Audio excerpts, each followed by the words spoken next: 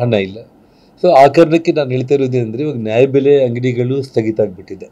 ಅವರೇನೋ ಜಿಯೋ ಇಶ್ಯೂ ಮಾಡಿದ್ದಾರೆ, ಅಂದರೆ ಬೆಳಿಗ್ಗೆ 8 ಗಂಟೆಯಿಂದ 12 ಗಂಟೆಗೆ, ಸಂಜೆ ಮತ್ತು 4 ಗಂಟೆಯಿಂದ ರಾತ್ರಿ 8 ಗಂಟೆ ತನಕ ನ್ಯಾಯಬೆಲೆ ಅಂಗಡಿಗಳು ಕಡ್ಡಾಯವಾಗಿ ಅವರು ತೆಗಿಲೇಬೇಕು ಅಂತೇಳಿ.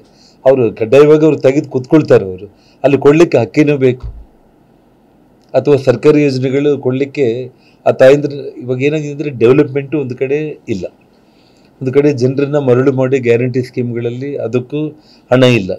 ಮತ್ತು ಸಾಕ್ಷಾತ್ ಮುಖ್ಯಮಂತ್ರಿಗಳೇ ಫೈನಾನ್ಸ್ ಮಿನಿಸ್ಟರ್ ಬಡ್ಜೆಟಲ್ಲಿ 3 ಲಕ್ಷ 4 ಲಕ್ಷ ಕೋಟಿ ಅನೌನ್ಸ್ ಮಾಡ್ತಾ ಇರುವಂಥದ್ದು.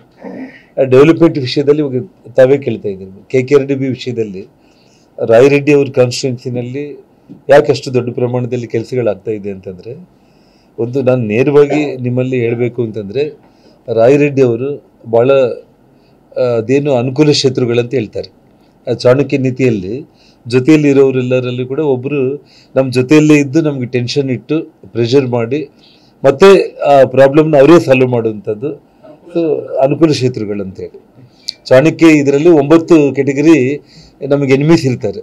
ಅಂದರೆ ಡೈರೆಕ್ಟ್ ಹೋರಾಟ ಮಾಡೋ ಶತ್ರುಗಳು, ಆ ರೀತಿ ಒಂದೊಂದಾಗಿ ಪಬ್ಲಿಕ್ಕಲ್ಲಿ ನಮ್ಮ ಪರವಾಗಿ ಇದ್ದು ನಮಗೆ ವಿರೋಧ ಮಾಡ್ತಾನೆ, ಮತ್ತು ನಮ್ಮನ್ನು ದಾರಿಗೆ ತಗೊಂಡು ಬಂದು ಮತ್ತೆ ಅವರು ಹೆಗಲ ಮೇಲೆ ಕೈ ಹಾಕೋದಕ್ಕೆ ಒಂದು ವ್ಯವಸ್ಥೆ ಆಗುವಂಥ ಅಂಥವರು.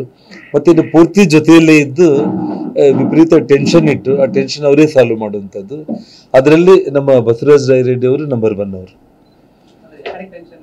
ಮುಖ್ಯಮಂತ್ರಿಗಳಿಗೆ, ಈ ಸರ್ಕಾರಕ್ಕೆ ನೋಡಿ, ಅಸೆಂಬ್ಲಿನಲ್ಲಿ ನಾವು ಯಾರು ಪ್ರತಿಪಕ್ಷದವರು ಮಾತಾಡೋದಕ್ಕಿಂತ ಕೂಡ ಹೆಚ್ಚಾಗಿ ಅವರೇ ಮಾತಾಡ್ತಾರೆ.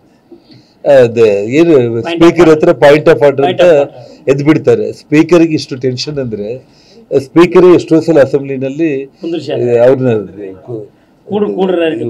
ಜಗಳ ಕೂಡ ಕೆಲವೊಂದು ಸಲ ಜಗಳ ಮಾಡೋ ಪರಿಸ್ಥಿತಿ.